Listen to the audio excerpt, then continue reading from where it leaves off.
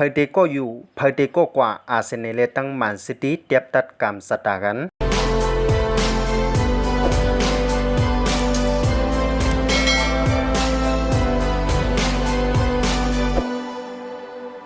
อังกฤษพรีเมียร์ลีกออกเข้าตั้งมาถึงตีป่วยจันที่33เยาเลยอัมพวัดจำเดชุดเซนกว่าเยาแทงปีหนึ่งในคานอก้อยกาจุมันที่ติมาจุกเนื้อปลังพรีเมียร์ลีกสียุกกสู้กันนั้นก็เลยว่าเป็นอันตึกเข่งกันเฮาเฮียงไว้อยู่ในคาอโดยจุ่มขนั้นตีเทียบตัดการสตากันตีป่วยจันที่33ในโกวาไลในคานอนั่นก็เป็นจุ่มแมนเชสเตอร์ซิตี้ตีผุยวางยากันตั้งอาร์เซนอลเข้ายาม2โมงกลางในวันที่27เดือนที่4ปี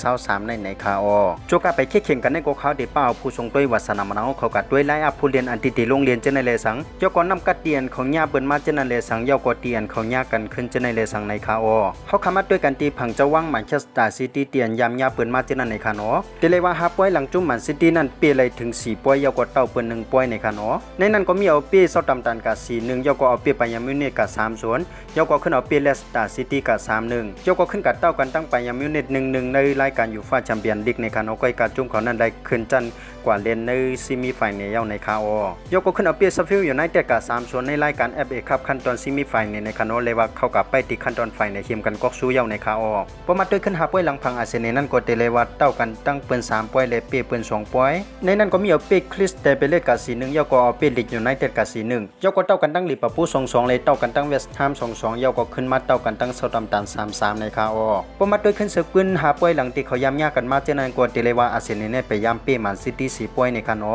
ปนนับเอาในพรีเมียร์ลีกในปนในจึงอาร์เซนอลนั้นไปย้ำเปียแมนซิตี้มาถึงเป็น13ป่วยเยาในคานออาร์เซนอลย้ำเปียแมนซิตี้ในพรีเมียร์ลีกก็จะเมื่อปี2015ปุ่นในคานอเลยว่าป่วนมาเยาเป็น8ปีในคาออันตั้งเที่ยวกับไปกัดด้วยไลฟ์อัพกันในก็เฮาขามาด้วยกันตีขมายแจนนั่นพองในคานอที่1โฮเทลนั้นก็เป็นอาร์เซนอลในคานอก็เข่งกว่าเยา32ป่วยเยาก็มีอยู่75หมายที่2แมนซิตี้นั้นก็เข่งกับเยา30ป่วยเยาก็มีอยู่70หมายจะเรียกว่าห่างกันว่าอยู่5หมายในคานอก็กับปังเข่งนั้นแมนซิตี้ตึกย่อมาอยู่2ป่วยในคานอสังเกตว่าจุ่มเขานั้นเอาเปียทั้ง2ป่วยป่นในจึงจุ่มเขานั้นก็ได้ขึ้นอยู่เป็นที่1เยาก็มีอยู่76หมายในคานอกำแนวขามาด้วยไลฟ์อัพผู้เรียนอันตีโรงเรียนในคำขึ้นในพองในคานอผังจะว่างแมนเชสเตอร์ซิตี้นั้นก็ตีมาในห่างพัง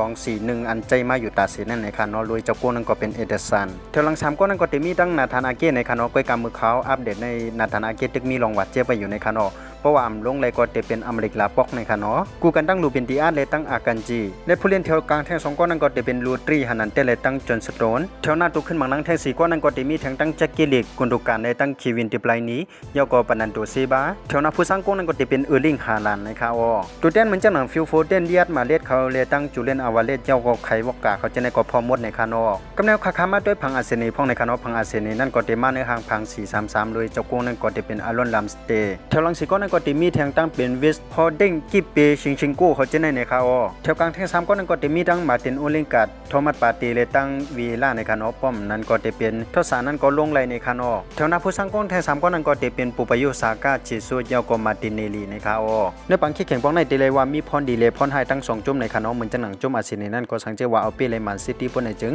เดเฮ็ดในจุ่มเขานั้นมีเฮียงใจขึ้นมาเลยมีติดตั้งแต่ดีเลยอังกฤษก็สู้พรีเมียร์ลีกกว่าในคานอเหมือนกันตั้งมันซิตี้นั่นก็สังเกตว่าเอาเปเลยอาร์เซนอลในวางต่อหน้าผู้ปันเฮียงแฟนคลับที่มีเฮียงใจขึ้นมาตั้งนำเลยมีติดตั้งแต่จุ่มเขานั้นตีเลยอังกฤษก็สู้พรีเมียร์ลีกเป็นปีที่3ติดต่อกันในคานอภายตลองถูกกฎหมายเลยภายคัดล่ามผู้กัดเขียนน้องเมืองเขาก็เลยคัดล่ามเอาไว้เป็นเสียงเร็วกันหมดในคานอในปังขี้แข่งป้องในฉันจะว่ามีจุ่มในจุ่ม1ปีกว่าในก็จุ่มนั้นก็มีติดตั้งแต่ตีเลยอังกฤษก็สู้พรีเมียร์ลีกกว่าในคาอ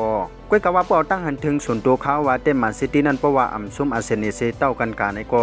แมนซิตี้นั้นก็มีติดตั้งสูงอยู่เหมือนกันในคานอย้อนเพราะว่าหมายมันนั้นตึกห่างกันอยู่5ไมล์เหมือนเก่าเลยสังเกตว่าแมนซิตี้เอาปีเลยตั้ง2ป่วยติเหลือนั้นปนในจึงโดยจุ่มเขานั้นเด็กขึ้นอยู่เป็นที่1เซมีไมล์นำเลยสิอาร์เซนอล1ไมล์แลป่วยเจนติเหลือนั้นก็ให้เอาเปโมเซก็มีติดตั้งแต่ติเลยก็สู้กว่าเย้าในคาอผู้ทรงด้วยวาสนามน้องเขาวนว่าจุ่มเลยเตเป้กันในก็เขามาคอมเมนต์เลยหมอกกันได้ในคานอสังเกตว่าเก็กด้วยทรงด้วยลองข่าวสารที่เป็นไผ่แต่จังในก็อย่าลืมนึกไลน์นึกแชร์เลยย่อก็ฝากติดตามบันดังช่อง YouTube เขาในกันกำเนิดส่วนในก็ข่าวย้อนสู่ปัญหาผู้ปัญแห่งข่าวสารมันนังภายใต้ข่าวอยู่ลิมีเงินทางดีกึกเปิ้นกันกูก็กูกวนเสกำข่าวข่าวสารมันนังภายใต้ไม่สูงค่า